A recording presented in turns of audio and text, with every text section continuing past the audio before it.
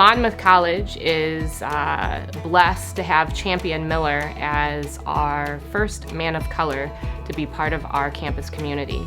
In 1856, Champion Miller came to Monmouth to find his brother, Richard Murphy. Champion bought himself out of slavery from Kentucky and wanted to relocate to seek out his family so he could start a new life post the Civil War. When he came to Monmouth, he had the opportunity to be taken in by the Moffat family and the Monmouth College Theological Society. And through that, the Moffat family taught Champion how to read and write. And he became a pillar not only of the Monmouth Theological Society, but for Monmouth College and the Monmouth community as one of the founders of the first African-American Presbyterian church here in town. So what does Champion mean to our legacy as Fighting Scots? As the first man of color to have anything to do with our institution, it is who we were before 2020.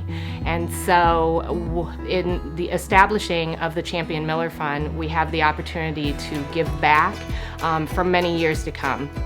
The Champion Miller 1860 Fund is designed to not only support our initiatives related to diversity, equity, and inclusion on campus, but to support our students, our community, our faculty and staff in both growth and development, education, lecture series, conferences, anything that is going to enhance a Fighting Scot legacy such as Champion's to go out into the world and to do good.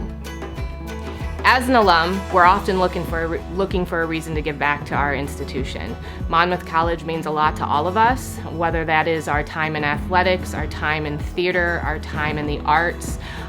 For me, as a history person, someone who helped unpack Champion Miller's story, diversity, equity, and inclusion is extremely important to me. So I hope that if diversity, equity, and inclusion initiatives are your calling as an alum and you feel that we are headed in the right direction, I encourage you to give back to the Champion Miller 1860 Fund. All of your donation and resources will go to a good place.